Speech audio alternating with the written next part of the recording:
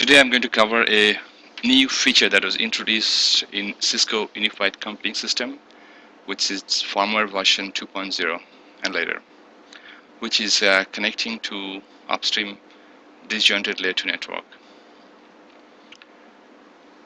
If you have worked with UCS, you must know that this is a kind of standard uplink connectivity for Cisco UCS system. You got your two FI in n-host mode, then you have upstream two switches, maybe Nexus 5K, 7K, or maybe Cat6. They may be in VSS or VPC for 5K and 7K. And you have your multiple links goes from each FI to both switches.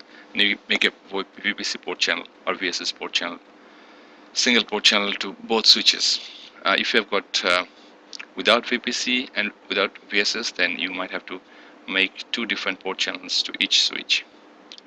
And this is a very standard setup and it works great. Now you might have a kind of requirement that when you have got two uplink network, one may be production, other may be backup, and they're not connected to each other, they're disjointed. So what do you do about that? That's not going to work.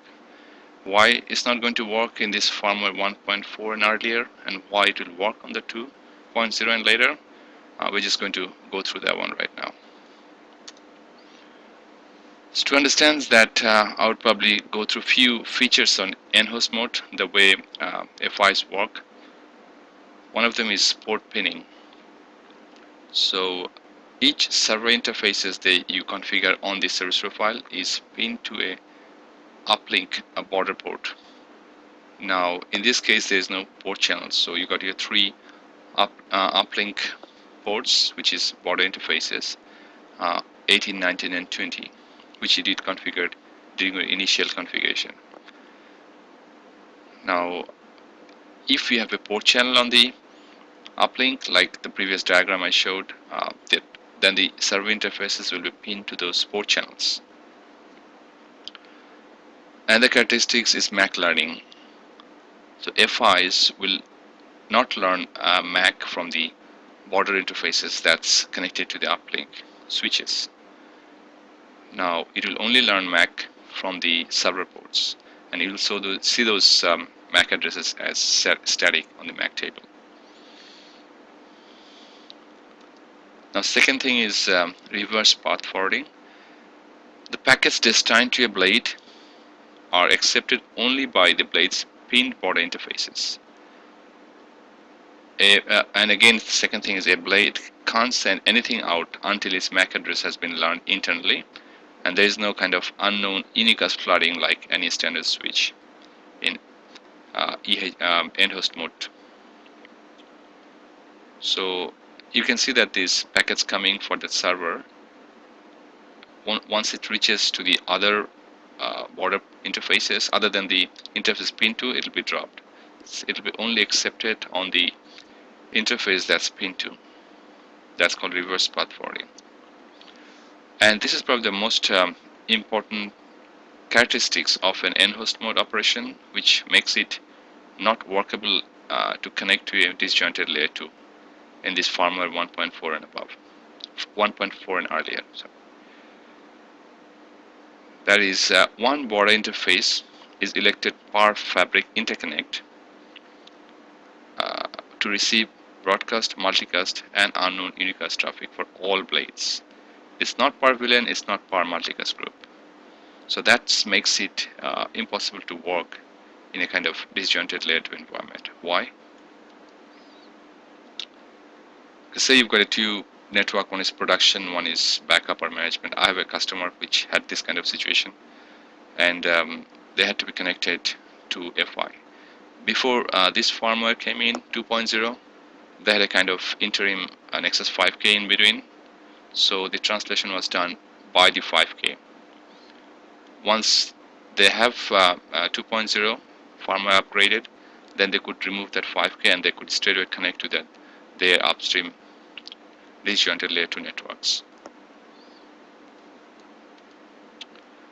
What is the problem like if you connect to those two separate disjointed networks from the FI straight?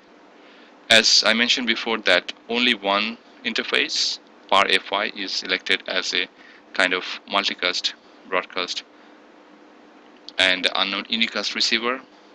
So in this case, it is your, it could be anyone. You don't know, like it is like interface that's connecting to production network, or it is connecting to backup network.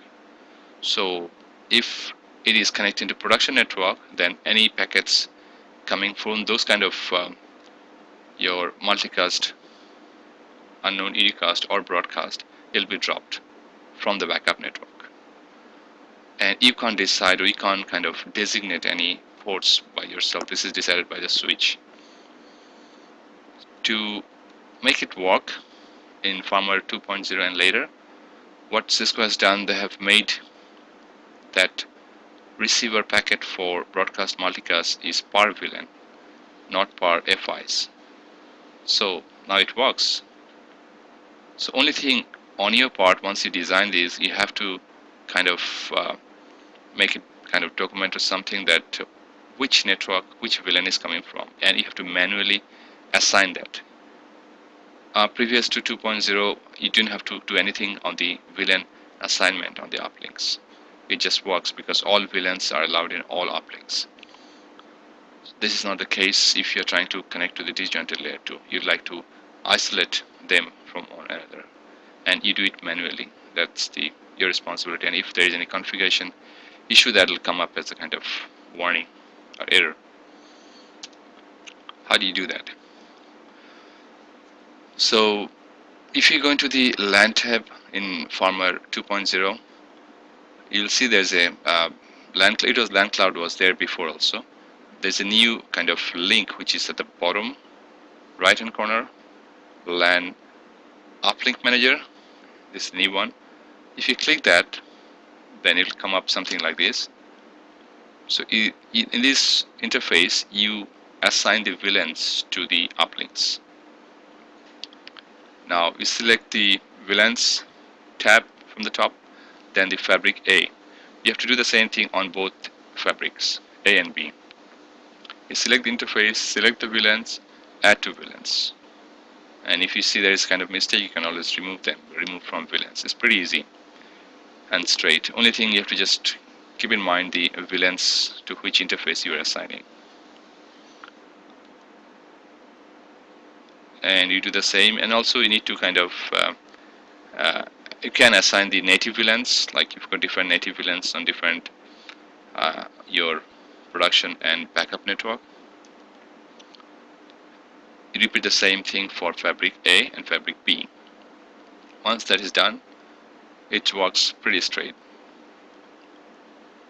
So I think the planning, it is important, but once you have those information in your hand, VLANs and interface matches, you can probably do it in 10 minutes time. It's done.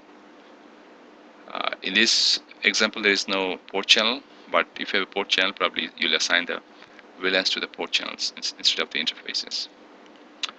Now, pinning changes. There are certain things is hard pinning. You can hard pin to any interface. Probably you know from your previous experience that any server interfaces can be hard pinned to a certain uplinks. That will be respected in this release.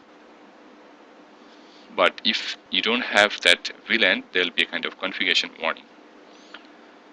ECS 1.4, as I mentioned already, a single Ethernet uplink port or port channel on each FI is chosen to be a broadcast multicast receiver for all VLANs. And incoming broadcast is dropped on other uplinks. In ECS 2.0 and later, a designated broadcast and multicast receiver is allocated on per VLAN rather than a global basis.